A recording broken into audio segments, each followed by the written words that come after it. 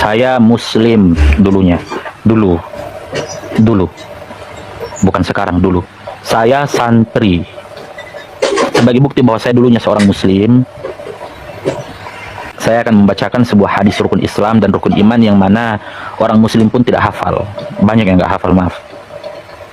Suatu ketika Jibril datang menghadap kepada Rasulullah, "Ya Rasulullah, akhbirni anil Islam." Ajarkan kepadaku apa itu Islam. Maka Nabi mengatakan, "Al-Islamu an tashhadu an la ilaha illallah wa anna Muhammadar Rasulullah, iqamis shalah wa ita'iz zakah, shaumur ramadhana hajjal baiti man istata'a ilaihi sabila." Ini hadis tentang rukun Islam. Adapun rukun iman, an tu'minuna billahi wa malaikatihi wa kutubihi wa rusulihi wal yaumil akhir wa tu'minuna bil qadari khairihi wa syarrihi.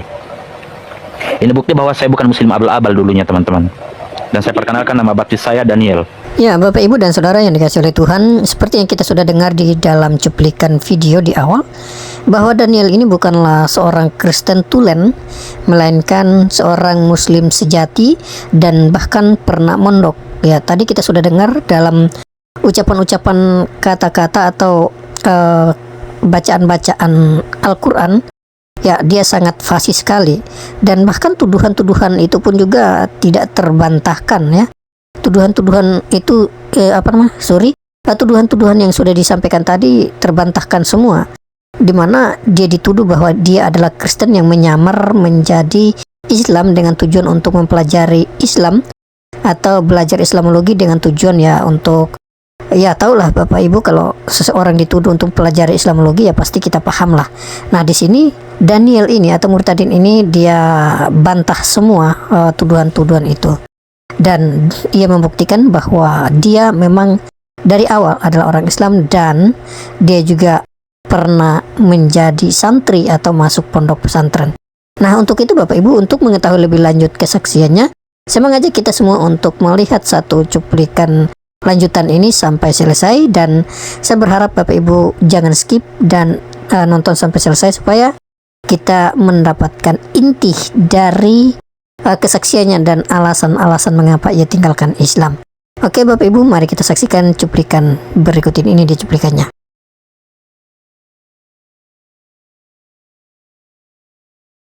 Banyak yang kira bahwa saya ini adalah orang yang sudah Kristen dari kecil, yang mempelajari Islamologi lalu menyesatkan orang. Enggak, saya Muslim dulunya, dulu, bukan sekarang, dulu. Saya santri.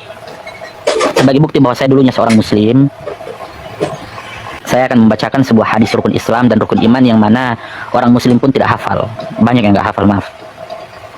Suatu ketika Jibril datang menghadap kepada Rasulullah, "Ya Rasulullah, akhbirni anil Islam." Ajarkan kepadaku apa itu Islam. Maka Nabi mengatakan, "Al-Islamu an tashhadu an la ilaha illallah wa anna Muhammadar Rasulullah, iqamis shalah wa ita'iz zakah, shaumur ramadhana hajjal baiti man istata'a ilaihi sabila." Ini hadis tentang rukun Islam. Adapun rukun iman, an tu'minuna billahi wa malaikatihi wa kutubihi wa rusulihi wal yaumil akhir wa tu'minuna bil qadari khairihi wa syarrihi. Ini bukti bahwa saya bukan Muslim abal-abal dulunya, teman-teman. Dan saya perkenalkan, nama baptis saya Daniel. Ini nama saya. Saya lahir di Makassar 10 September tahun 1998. Saya asli orang Makassar. Jadi saya itu, teman-teman, saya dididik dari keluarga yang sangat kental keislamannya. Kakek saya seorang guru ngaji, seorang imam besar di salah satu masjid yang tidak perlu saya sebutkan di Makassar, karena kalau orang tahu masjid itu, orang bakal tahu siapa kakek saya. Ya, jadi maaf Pak Bom, nggak bisa saya bongkar semua identitas di sini. Ya, nggak boleh. Penting-penting saja. Ya, yang penting-penting saja. Jadi teman-teman sekalian, saya itu untuk sekedar mengetahui bahwa di tahun 2007 saya udah nggak punya orang tua. Saya diambil anak angkat sama salah seorang kiai, atau kalau di Makassar itu disebutnya guruta atau andri guruta di Makassar itu. Diambil sebagai seorang anak, dan saya disekolahkan di salah satu pesantren yang dinaungi oleh beliau, baik itu di Sanawiyah sampai ke Aliyah. Kemudian setahun itu mengabdi, jadi 7 tahun saya di pondok. Kalau nggak percaya, teman-teman bisa tes saya ilmu nahwu, ya, ilmu sorof boleh, ilmu mantik juga boleh. Mau disuruh menghafalkan Nadham Alfiyah Ibnu Malik boleh, atau kitab-kitab standar akidahnya orang Islam yang di pondok-pondok itu, kitab Aqidatul Awam boleh, itu bisa. Nah, kenapa saya murtad? dulu waktu di pondok itu teman-teman sekalian, kami itu cuma diajari ajaran-ajaran yang standar, ya, pelajaran-pelajaran yang standar. Contoh misalkan dasar-dasar bahasa Arab, usul fikih. Ya, kita juga belajar di sana yang namanya ulumul Quran, ulumul hadis. Kita belajar yang kayak gitu. Ya, kita belajar ilmu mantik, nahwu, saraf. Kita pelajari yang kayak gitu. Cuman yang menjadi masalah kemudian adalah ketika di sebuah perpustakaan kita atau kami dilarang membaca kitab-kitab tertentu. Ya, contohnya misalkan kitab Qurratul Uyun, Fathul Izar, atau ada lagi kitab pertumpahan darah kaum muslimin setelah wafatnya Nabi, misalkan itu dibahas kayak di kitab Tarikh Madinah Dimashqi, Syiar Alam An-Nubala yang ditulis oleh Az-Zahabi, atau kitab Ma'rifatis Sahabah. Kami belajar dulu yang kayak gitu. Cuman ya itulah, ada beberapa halaman yang kita dilarang untuk membaca, dan katanya nanti baru kalian baca ketika kalian sudah melanjutkan pendidikan yang lebih tinggi. Walhasil sempat saya dapat beasiswa untuk melanjutkan kuliah di Kairo, Al-Azhar, Universitas Al-Azhar, Kairo, Mesir. Cuman ada beberapa persyaratan yang tidak bisa saya penuhi secara administratif karena ada konflik keluarga pada saat itu, yang nggak jadi berangkat, dan saya melanjutkan pendidikan saya di salah satu kota yang pastinya bukan di Makassar, salah satu perguruan tinggi Islam. Saya Fakultas Usuluddin, jurusan ilmu hadis. Sampai sekarang saya masih kuliah dan sekarang sudah semester akhir. Ya, saya nggak perlu sebutkan di mana kotanya dan apa kampusnya. Yang pasti saya sekarang Fakultas Usuluddin, saya lagi skripsi sekarang. Gitu teman-teman ya. Oke, next, saya lanjut. Awal mula kecurigaan saya itu tentang membaca beberapa kitab yang dulunya saya nggak boleh baca. Ya, misalkan ada juga kitab yang boleh kita baca, tapi pada bab tertentu nggak boleh kita baca. Contoh misalkan kitab Sahih Muslim atau kitab Sahih Al-Bukhari. Kami diajarkan di pondok, tapi pada bab tertentu kami tidak boleh membaca atau tidak boleh diajarkan itu. Ada juga kitab syarah, teman-teman.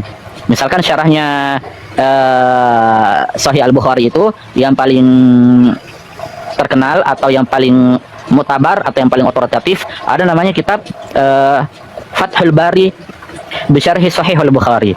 Jadi karena namanya kita di kampus ini, namanya mahasiswa itu bebas keluar masuk perpustakaan, kita baca apa yang kita mau baca. Karena fakultas saya adalah Fakultas Usuluddin dan saya bergelut di bidang ilmu hadis, saya membaca tentunya kitab-kitab hadis, dan ada banyak. Jadi kitab-kitab hadis yang saya baca itu kitab yang gundul, bukan yang gondrong, bukan kitab terjemahan, teman-teman. Jadi saya nggak bisa ditipu kalau pakai terjemahan. Dan memang saya anti membaca terjemahan, karena kalau kita berbicara terjemahan kita banyak ditipu. Termasuk orang-orang Depak juga nggak becus dalam menerjemahkan Al-Quran. Makanya saya anti betul itu kalau bicara terjemahan. Jadi saya buka kitab-kitab aslinya, dan ternyata ada banyak riwayat yang saya temukan yang mengindikasikan bahwa, tapi saya belum mengklaim ya, saya bilang waktu itu jangan-jangan apa yang saya yakini ini tidak benar. Ya, saya memulai sebuah riset pada saat itu, tentunya berdasarkan disiplin ilmu yang saya pelajari. Misalkan ketika saya meneliti sanad hadis itu, ada yang namanya ilmu jarah wa ta'dil. Ya, ternyata jarah wa ta'dil juga itu punya banyak kelemahan, ilmu jarah wa ta'dil itu. Karena kualitas perawi hadis itu bisa ditetapkan sebagai perawi yang fiqh atau tidak fiqh, yang adil atau tidak adil, kadang-kadang bukan dinilai secara objektif, tapi berdasarkan tendensi. Kadang beda mazhab dikit, langsung oh ini tidak sikoh ini perawinya, ini nggak bisa dipercaya, ini batil. Kadang-kadang kayak gitu, teman-teman. Disitulah saya kembangkan penelitian saya. Akhirnya saya keluar dari beberapa metodologi yang selama ini saya anggap sebagai sebuah doktrin seperti ilmu jarh wa ta'dil. Saya menggunakan metodologi penelitian barat untuk melacak sejarah. Ada yang namanya historiografi. Nah, jadi semua disiplin ilmu ini saya gabungkan metodologi penelitiannya Timur Tengah dengan metodologi penelitian Barat, bahkan metode-metode yang sering digunakan oleh kesarjanaan Muslim Barat itu juga saya gunakan, dan walhasil semua itu mengantarkan saya untuk menjadi seorang yang murtad secara sukarela. Saya murtad secara merdeka. Enggak merdeka sih, karena saya juga ada tekanan kalau ketahuan, karena sekarang kan masih sembunyi saya. Orang belum tahu kalau saya murtad. Saya kasih contoh misalkan ada riwayat tentang misalkan ada ayat yang berbunyi kayak gini. Di dalam Al-Quran dikatakan bahwa inna nahnu nazzalna dzikra wa inna lahu lahafizun.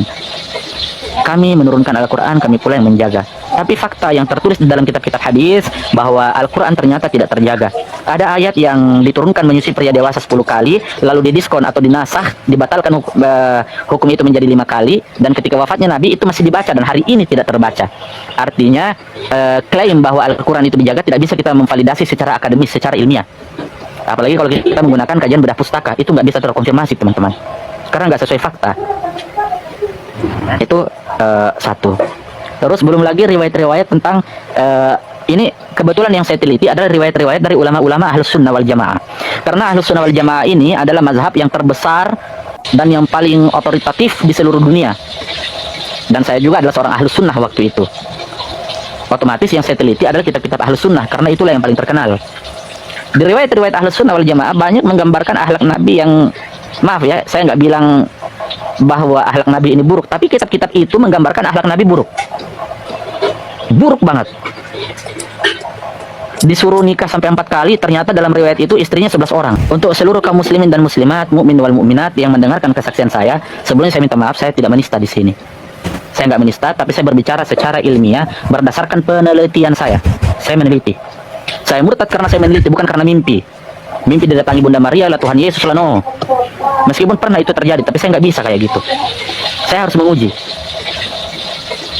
Oke, saya kembali. Tadi yang saya sebutkan itu hanyalah contoh. Contoh misalkan dalam surat An-Nisa dikatakan fankihu ma tawbalakum minan nisa'i matsna wa thulatsa wa ruba' wa in khiftum alla ta'dilu fawahidatan sadaqallahul azim. Saya melihat bahwa ada beberapa riwayat yang menunjukkan istri Nabi itu bukan 2, bukan 3, bukan 4, tapi 11. Dan ini tercatat di dalam kitab standar kutubus sittah yang paling muktabar, yaitu kitab Sahih Al-Bukhari yang ditulis oleh Abu Abdullah Muhammad bin Ismail Al-Bukhari. Ini nggak logik. Sedangkan kita diperintahkan untuk ati Allah, taat kepada Allah. Tapi yang dijadikan sebagai uswatun hasanah wal qudwah ternyata tidak taat kepada Tuhannya. Jadi pada saat itu, ingat bukan sekarang, pada saat itu saya berpikir agama macam apa ini? Agama macam apa ini? Itu satu. Kitab sucinya tidak terjaga, bisa hilang dimakan kambing dan tidak ada sekarang. Contoh misalkan di dalam Sahih Sunan Ibnu Majah telah turun ayat tentang menyusui pria dewasa 10 kali, ayat tentang rajam lalu hilang dimakan kambing. Apa-apaan ini? Sebagai seorang akademisi, sebagai seorang intelektual, sebagai seseorang yang mempertuhankan akal, mempertuhankan ilmu pengetahuan, pada saat itu, bukan sekarang, pada saat itu saya mentuhankan ilmu pengetahuan. Itu nggak akan bisa saya terima. Akhirnya saya mulailah penelitian, saya mulai meriset, saya kumpulkan kitab-kitab, kalau dikenal dalam kaum muslimin itu disebutnya kutubus sittah. Saya kumpulkan semua itu, semua sumber, baik sumber primer maupun sumber sekunder, semua saya kumpulkan lalu saya riset di situ. Akhirnya sampailah pada suatu keputusan bahwa saya harus memilih untuk tidak meyakini agama manapun. Selama 1 tahun saya menjadi seorang ateis. Di dalam keateisan saya tidak berhenti. Saya tetap melanjutkan penelitian saya, riset saya. Akhirnya satu ketika teman-teman, kejadian itu saya mulai menjadi ateis itu di semester 2. Ya, semester 3 dan semester, ya, jadi masuk semester 3 sampai semester 4 udah jadi ateis di situ. Jadi saya murtad di situ, tapi belum menganut agama apapun. Belum, masih jauh. Panjang perjalanan saya di situ, teman-teman. Ya.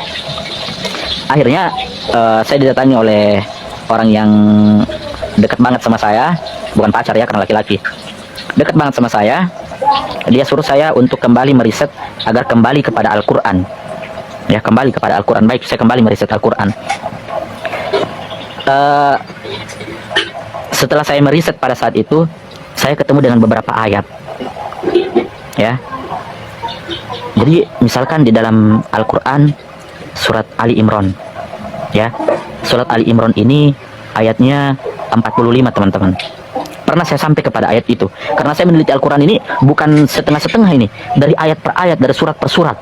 Itu saya teliti dengan 12 disiplin ilmu pengetahuan, lengkap dengan metodologi tafsirnya. Ketika saya sampai kepada surat Ali Imran ayat 45 yang berbunyi Bismillahirrahmanirrahim.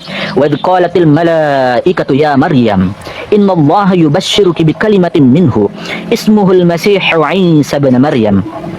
Perhatikan, ismuhul Masihu Isa bin Maryam wajihan fid dunya wal akhirati wa minal muqarrabin. Al-Quran surat Ali Imran ayat 45 halaman sebelah kanan baris ketiga dari bawah. Ayat itu dimulai dari bagian ujungnya. Ingatlah ketika para malaikat mengabarkan, ya. Malaikat berkatakan mengabarkan kepada Maria, Bunda Maria atau Maryam, ya Maryam, wahai Maryam, innallaha, sesungguhnya Allah, yubasyyiruki, memberikan kabar kepadamu, bi kalimatin minhu, dengan firman-Nya. Ya.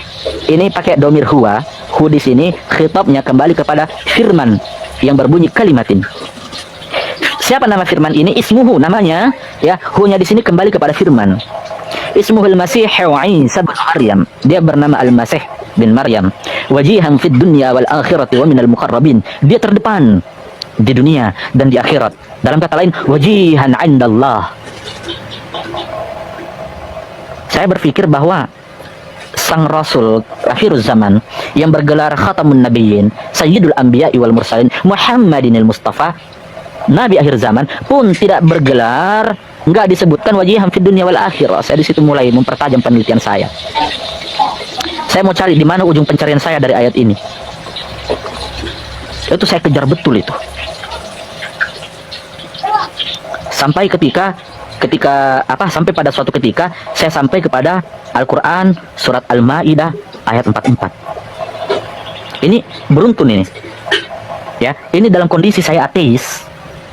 Saya berdoa, Tuhan, kalau memang kau ada, tunjukkan siapa kamu. Tapi tunjukkan jangan dalam keadaan halu. Saya nggak mau kau nongol dalam mimpi. Saya mau kau nongol secara Amin. Amin, amin. Saya bilang gitu sama Tuhan. Tuhan, kalau memang kamu ada, tunjukkan siapa kau. Tapi jangan muncul dalam mimpi. Karena kalau kau muncul dalam mimpi, saya tuduh kau sebagai setan.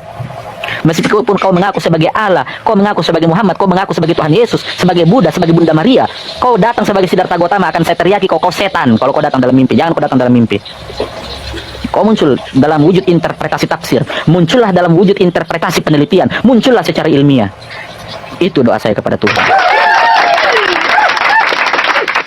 Akhirnya saya sampai kepada Al-Quran surat Al-Maidah ayat 44. Bismillahirrahmanirrahim. Inna anzalnahu at-taurata fiha hudan wa nur. يحكم بها النبيون الذين أسلموا للذين هادوا والربانيون والأحبار بما استحفظوا من كتاب الله وكانوا عليه شهداء فلا تخشوا الناس واخشوني ولا تشتروا بآياتي ثمنا قليلا ومن لم يحكم بما أنزل الله فأولئك هم الكافرون. Sungguh kami yang menurunkan perjanjian lama, yaitu Taurat. Taurat di sini yang ditulis, ya. Tapi Taurat itu kan perjanjian lama. Jadi saya menginterpretasikan sebagai perjanjian lama. Inna anzalnahu Taurah. Taurah bimana perjanjian lama. Ya. Itu. Fiha. Kepadanya hudaw wa nur. Terdapat petunjuk dan cahaya. Yahkumu bihan nabiyyuna alladhina aslamu lilladhina hadu warabbaniyuna wal ahbar. Ya, yang dengan kitab itu para nabi pada saat itu di masa perjanjian lama berserah diri kepada Allah, memberi putusan atas perkara orang Yahudi. Demikian juga para rabi Yahudi dan para pendeta mereka. Perhatikan, kenapa para rabi dan para pendeta? Bimastahfizu min kitabillah wa kanu alaihi syuhada. Karena mereka para rabi, karena mereka para pendeta, ingat, bukan ustadz, bukan kiai. Para rabi, para pendeta diperintahkan untuk menjaga kitab Allah, dan dengan kitab-kitab itu para pendeta akan bersaksi. Catat ayatnya. Ini sebagai pelajaran juga buat teman-teman. Ya, mereka diperintahkan untuk memelihara kitab-kitab Allah dan mereka menjadi saksi terhadapnya. Karena itu jangan takut kepada manusia, takutlah kepadaku. Jangan kamu jual ayat-ayatku dengan harga murah. Oleh karena itu teman-teman sekalian, di kalimat terakhirnya berbunyi wa man lam yahkum. Barang siapa yang tidak berhukum, ya, wa man lam yahkum bima anzalallah, dengan apa yang diturunkan Allah. Dalam konteks ayat ini adalah perjanjian lama. Faulaika humul kafirun. Kalian kalau nggak beriman kepada perjanjian lama, kalian kafir. Itu. Perhatikan itu teman-teman. Ya. Lalu saya sampai kepada ayat selanjutnya teman-teman, yaitu di ayat 46 surat Al-Maidah. Perhatikan baik-baik.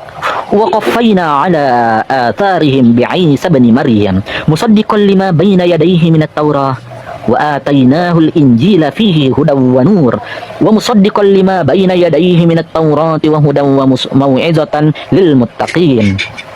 Oke. Jadi, dan kami teruskan jejak mereka dengan mengutus Al-Masih putra Maryam untuk membenarkan kitab sebelumnya, yaitu perjanjian lama Taurat, dan kami menurunkan kepadanya perjanjian baru, yaitu Injil. Di dalamnya terdapat petunjuk dan cahaya, dan membenarkan perjanjian lama atau kitab sebelumnya, yaitu Taurat, dan sebagai petunjuk serta pengajaran untuk orang-orang yang bertakwa. Di sini saya mikir saya teman-teman, apalagi kalau kita sambung di ayat 47-nya, wal yahkum ahlul injil bima anzalallahu fihi wa man lam yahkum bima anzalallahu faulaika humul fasiqun. Dan hendaklah pengikut Injil memutuskan perkara menurut apa yang diturunkan Allah di dalamnya. Barang siapa yang tidak memutuskan perkara menurut Injil atau apa yang diturunkan Allah dalam konteks ayat ini adalah Injil, maka mereka itulah orang-orang fasik. Di sini saya mulai melanjutkan penelitian saya. Akhirnya panjang kali lebar, nggak mungkin semua riset saya paparkan di sini, karena itu nggak mungkin, panjang banget. Belum ulumul Qur'annya, belum ulumul hadisnya, belum ijma dan kiasnya para ulama. Ya, nggak mungkin saya paparkan di sini. Saya persingkat, walhasil saya dibaptis dengan nama baptis saya Daniel. Haleluya, haleluya. Dan saya tidak akan menyebutkan di mana saya dibaptis dan siapa yang membaptis saya. Nggak usah, jangan lanjut. Ya. Cukup teman-teman tahu saya Daniel. Ya. Amin. Akhirnya ketika saya dibaptis, saya menyembunyikan keimanan saya di tengah komunitas karena saya tinggal di asrama. Saya punya beasiswa pada saat itu. Akhirnya ada satu kondisi di dalam ilmu psikologi agama itu, di mana ketika seseorang baru menemukan sebuah suatu entitas yang dianggap bahwa itu ada sebuah kebenaran mutlak, kadang-kadang jiwanya itu nggak tenang. Dan saya membuat sebuah tulisan, diterbitkan di dalam jurnal kampus, dan ketika tulisan saya terbit, diputus beasiswa saya sampai hari ini. Sampai hari ini beasiswa saya diputus. Tanpa mereka mengetahui kalau saya murtad, tapi mereka curiga bahwa saya sudah murtad. Saya tinggal di sebuah asrama tahfiz, dan saya nggak mau sebutkan itu di mana. Dan saya tidak mau tempat tinggal saya pun diputus. Ya, namanya juga kita kuliah sendiri ya, nggak dibantu sama orang tua karena namanya orang tua nggak ada. Jadi saya nggak mau tempat tinggal gratis saya hilang. Cukuplah beasiswa saya yang hilang. Dan yang terjadi sama saya sampai hari ini, kalau saya mau pergi gereja, saya alasan untuk pergi jogging, pakai celana training, saya singgah di gereja di mana yang saya bisa singgah. Itu yang terjadi sama saya sekarang. Amin. Haleluya. Amin. Amin. Amin. Itu yang terjadi. Dan kadang saya jujur, saya bukan Kristen yang baik, karena nggak setiap hari Minggu saya pergi ke gereja. Saya ke gereja kalau sanggup, kalau nggak sanggup ya sudah saya tidur karena sesuatu dan lain hal, karena kondisi yang tidak memungkinkan untuk saya bertemu Tuhan di dalam bait Allah, di dalam rumahnya, di dalam gereja. Amin. Seperti itu mungkin. Itu kesaksian singkat saya. Yang pasti saya murtad secara ilmiah, bukan karena halu, bukan lewat mimpi, bukan, no. Dan bukan karena perkawinan atau jatuh cinta kepada perempuan, no. Terlalu murah keimanan kalau kita pindah keyakinan gara-gara lawan jenis. Terlalu murah keimanan kita ketika keimanan kita tukar dengan kemaluan perempuan atau kemaluan laki-laki. Nah, murah teman-teman. Kalian kalau ada yang mau mualaflah secara ilmiah, dan kalian yang mau murtad secara ilmiah, jangan karena selangkangan. Ya, karena banyak Pak Bom. Ini realitas yang terjadi. Amin, betul. Lalu dia membuat kesaksian bohong, ketemu Muhammad lah, ketemu inilah itulah. Hai, saya yang pernah ketemu yang namanya Nabi Muhammad dalam mimpi, saya yang pernah ketemu dengan namanya Tuhan Yesus dalam mimpi, belum tentu saya mau bersaksi di depan umum. Karena saya akademisi, saya mahasiswa. Apalagi sekarang mahasiswa semester akhir. Saya lagi menyusun skripsi. Saya lah mahasiswa yang dipersulit skripsinya sampai hari ini karena diindikasi bahwa saya murtad, meskipun mereka belum punya bukti bahwa saya murtad. Hanya karena saya cari tulisan saya yang muncul di jurnal kampus yang mengkritisi Al-Quran dan hadis, beasiswaku diputus dan saya dicurigai murtad. Padahal memang saya murtad sih sebenarnya. Waktu saya ateis, saya sudah pernah berdialog kepada beberapa pakar seperti profesor guru-guru saya, dan saya juga berdialog kepada teman-teman baik di media sosial maupun tidak. Tapi apa yang terjadi ketika saya mendiskusikan tentang takhrij hadis, saya dituduh pertama, saya dituduh liberal. Padahal saya ateis. Saya nggak ngerti apa itu Islam liberal. Yang kedua, yang paling sering ini, saya dituduh Ahmadiyah atau Syiah. Sedangkan saya nggak tahu apa itu Syiah, tapi orang-orang menyebut saya Syiah. Padahal waktu itu saya ateis. Sampai hari ini ketika saya berbicara masih ada aja yang komen, oh itu Syiah itu. Saya nggak tahu apa itu Syiah. Syiah nabinya Muhammad, dan tiap hari saya mencaci secara ilmiah sosok yang disebut nabi tersebut. Ilmiah ya, ingat, ilmiah, garis bawahi. Jangan sampai saya kena delik lagi. Dan saya katakan sama teman-teman, mulai dari mimbar channel yang diberkati Tuhan ini, dari mimbar TikTok yang diberkahi oleh Tuhan ini, saya katakan kepada teman-teman semua, saya siap untuk kembali menjadi mu'alaf. Saya siap, dengan catatan satu, kalahkan saya dalam perdebatan. Kalahkan saya dalam perdebatan. Benar. Amin. Kita berikan kemuliaan bagi Tuhan Yesus. Haleluya, puji Tuhan. Terakhir saya mau sampaikan, silakan nanti kalau ada yang mau bertanya. Terakhir saya mau sampaikan bahwa apa yang saya lakukan selama ini itu hanyalah bentuk edukasi. Saya bukan mencaci. Amin. Ya, saya bukan mencaci, tapi saya hanya berbicara terkait masalah apa yang saya dapatkan di dalam penelitian saya. Ketika saya menginjili, tentunya saya menginjili bukan asal menginjili, tapi saya menginjili dengan cinta, bukan dengan kebencian. Sebagaimana yang dijelaskan di dalam 1 Korintus 16 ayat 14, lakukanlah segalanya dengan cinta. Amin. Seperti itu teman-teman. Amin. Di dalam 1 Korintus 13 ayat 8, kasih tidak berkesudahan, nubuat akan berakhir, bahasa roh akan berhenti, pengetahuan akan tetap lenyap. Haleluya, amin. Amin. Jadi seperti itu teman-teman. Jadi ini kesaksian singkat saya, dan saya minta maaf ketika ada teman-teman yang berharap bahwa saya memberikan kesaksian bermimpi dengan Bunda Maria atau Tuhan Yesus. Maaf, mimpi-mimpi seperti itu tidak akan saya ceritakan di depan umum, karena tidak ada satupun alat untuk memvalidasi secara ilmiah dan secara akademis. Terima kasih, shalom. Ya, puji nama Tuhan, kesaksian yang sungguh sangat luar biasa dan berapi-api ya Bapak Ibu ya. Dan yang juga menyampaikan tadi bahwa ia sekarang terjun dalam dunia penginjilan ya, dengan semangat yang kuat, tekad yang kuat untuk memberitakan Injil Kerajaan Allah, supaya semakin banyak orang yang mendengar tentang Injil Kristus.